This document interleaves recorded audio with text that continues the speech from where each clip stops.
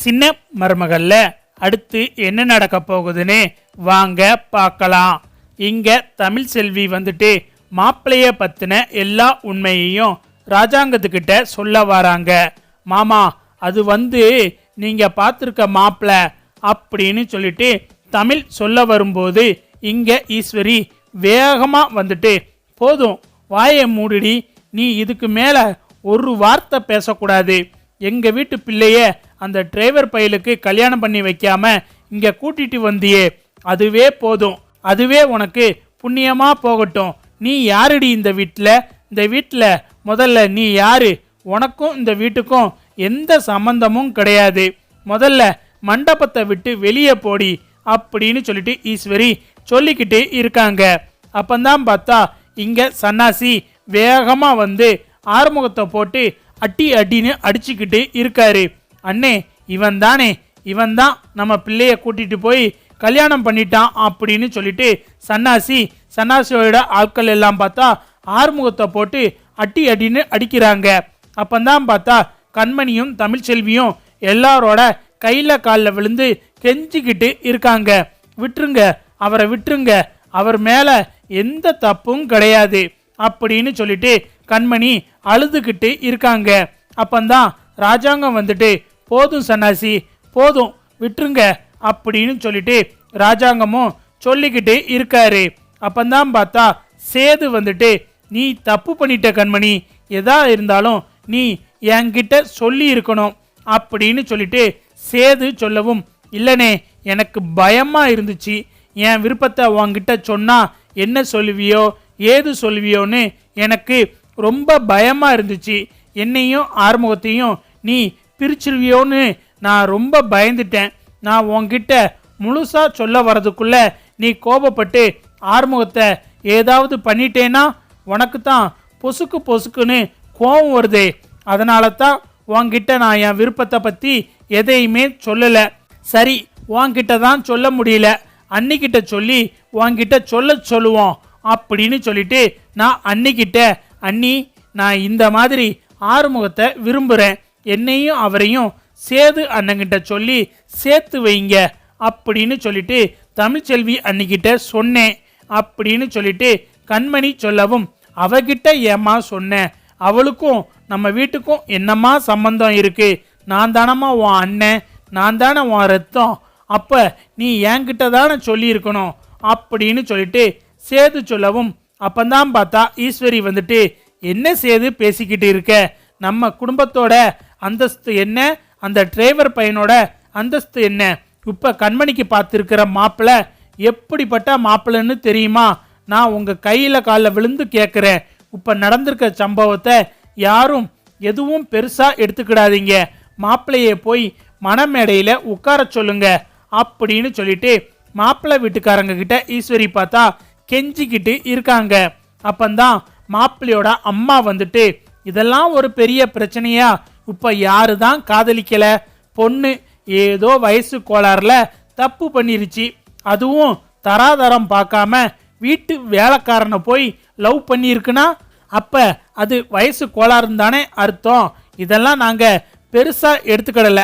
இப்போ உள்ள காலகட்டத்தில் யாரு காதலிச்சவங்களே கல்யாணம் பண்ணிக்கிறாங்க? காதலிக்கிறது ஒரு ஆளா இருக்கு, கல்யாணம் பண்றது வேற ஒரு ஆளா இருக்கு. இதுதான் இப்போ உலகத்துல நடந்துக்கிட்டு இருக்கு. இதையும் அந்த மாதிரி எடுத்துக்கிட வேண்டியது தான் அப்படின்னு சொல்லிட்டு நந்தகுமாரை பார்த்து, டேய் நீ போய் மணமேடையில உட்காரு அப்படின்னு சொல்லிட்டு மாப்பிள்ளையோட அம்மா சொல்லவும், உடனே தமிழ் இவங்க சொல்றத பார்த்தாலே ஏதோ இடிக்குதே, அது எப்படி இவ்வளவு தூரம் கண்மணி ஒரு பையனை கூட்டிட்டு ஓடி போயிருக்கா, கல்யாணம் பண்ற அளவுக்கு போயிருக்கா, இந்த மாப்பிள்ளைய பிடிக்கலன்னு எல்லார் முன்னாடியும் சொல்லிட்டா, இப்படி இன்னொருத்தனை நான் காதலிக்கிறேன்னு சொல்றா. ஆனா அப்படி இருந்தும் கொஞ்சம் கூட மானம் சூடு சொரணை எதுவுமே இல்லாம ரொம்ப சர்வசாதாரணமா இது சின்ன பிரச்சனை தான் அப்படின்னு சொல்லிட்டு மொத்த குடும்பமும் சேர்ந்து பேசுறாங்கன்னா அப்ப இதுல ஏதோ ஒன்று இருக்குதுன்னு தானே அர்த்தம் அப்படின்னு சொல்லிட்டு தமிழ் சொல்லவும், இங்க எல்லாருக்கும் பார்த்தா சந்தேகம் வர ஆரம்பிக்குது. எங்க இது ஒரு சாதாரண வீட்டு பொண்ணு இந்த மாதிரி பண்ணி இருந்தா இந்த மாப்பிள்ளை மணமேடையில போய் உட்கார்ந்துருப்பாரா? இல்ல மாப்பிள்ளை வீட்டுக்காரங்க தான் அந்த பையனை போய் மணமேடையில உட்கார சொல்லுவாங்களா? உட்கார சொல்ல மாட்டாங்க. ராஜாங்க மாமா பெரிய அமைச்சரு, சொத்து பத்தும் ஏகபோகமா இருக்கு. இந்த அளவுக்கு சொத்து இருக்கிற பொண்ணை எப்படி விட்டுட்டு போகன்னு சொல்லிட்டு தான் இவ்வளவு தூரம் நடந்ததுக்கு அப்புறமும் கண்மணி கழுத்துல தாலி கட்ட மாப்பிள்ளை ரெடியா இருக்காருன்னா என்ன காரணம்?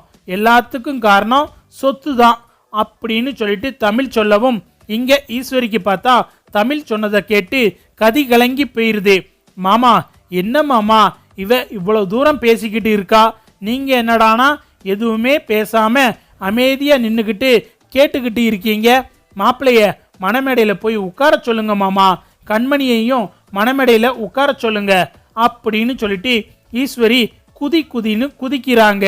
எங்க இந்த கல்யாணம் நடந்துருமோன்னு சொல்லிட்டு சாவித்திரி வேகமா ஓடி வந்து, அண்ணே அண்ணே இப்பந்தானே தாமரை எனக்கு ஃபோன் பண்ணா இந்த கல்யாணம் நடக்கக்கூடாதுனே அப்படின்னு சொல்லிட்டு சாவித்திரி சொல்லவும், என்ன சாவித்திரி சொல்லிக்கிட்டு இருக்க?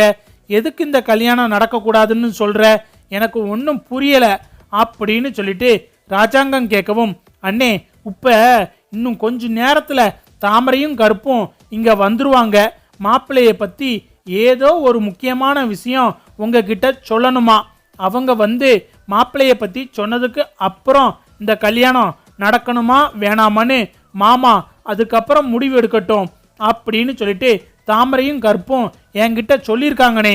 அதனால ஒரு 5 நிமிஷம் மட்டும் பொறுங்கனே, அதுக்கப்புறம் இந்த கல்யாணத்தை பத்தி யோசிக்கலாம் அப்படின்னு சொல்லிட்டு சாவித்திரி சொல்லவும், இங்க ஈஸ்வரிய பார்த்தா இந்த சாவித்திரி வேற இடையில புகுந்து ஆட்டத்தை கலக்கிறாளே அப்படின்னு சொல்லிட்டு சாவித்திரிய பயங்கரமா முறைச்சி பார்த்துக்கிட்டு இருக்காங்க. ஒருவேளை மாப்பிள்ளை பத்தின உண்மை எதுவும் இவங்களுக்கு தெரிஞ்சிருச்சோ, அதனால தான் இந்த கல்யாணத்தை வந்து நிப்பாட்ட சொல்றாளோ அப்படின்னு சொல்லிட்டு ஈஸ்வரி மனசுக்குள்ள புலம்பிக்கிட்டு இருக்காங்க. அப்பந்தான் சாவித்திரிய பார்த்தா ரொம்ப நக்கலா ஈஸ்வரிய பார்த்து, இந்த கல்யாணத்தை நீ எப்படி நடத்துறேன்னு நான் பார்க்குறேன்டி. என் மக தாமரை இன்னும் கொஞ்ச நேரத்துல ஆதாரத்தோட இங்க வருவாடி. மாப்பிள்ளையோட லட்சணத்தை எல்லார்கிட்டையும் புட்டு வைப்பா. அதுக்கப்புறம் எங்க அண்ணனே இந்த கல்யாணம் நடக்கக்கூடாதுன்னு சொல்லிடுவாரு. நீ எப்படி இந்த கல்யாணத்தை நடத்தி சொத்தை வாங்குறேன்னு நானும் பார்க்குறேன்டி. இன்னும் கொஞ்ச நேரத்துல நீ பார்த்து வச்சிருக்கிற மாப்பிள்ளைய போலீஸ் அரெஸ்ட் பண்ணி கூட்டிட்டு போயிடுவாங்க. ஆறுமுகத்தையும் ஒரு சாதாரண டிரைவர், அவனுக்கு நம்ம பொண்ணை கட்டி கொடுத்தா அவ வாழ்க்கை என்ன ஆகுமோன்னு சொல்லிட்டு எங்க அண்ணன் கண்மணிய அந்த ஆறுமுகத்துக்கு கட்டி வைக்க மாட்டாரு. அப்புறம் என்ன, நான் பார்த்துருக்கிற மாப்பிள்ளைக்கும் கண்மணிக்கும் தான் கல்யாணம் நடக்கும். அடுத்து எனக்கு தான் சொத்து பூரா கிடைக்க போகுது அப்படின்னு சொல்லிட்டு சாவித்திரிய பார்த்தா பகல் கனவு கண்டுக்கிட்டு இருக்காங்க.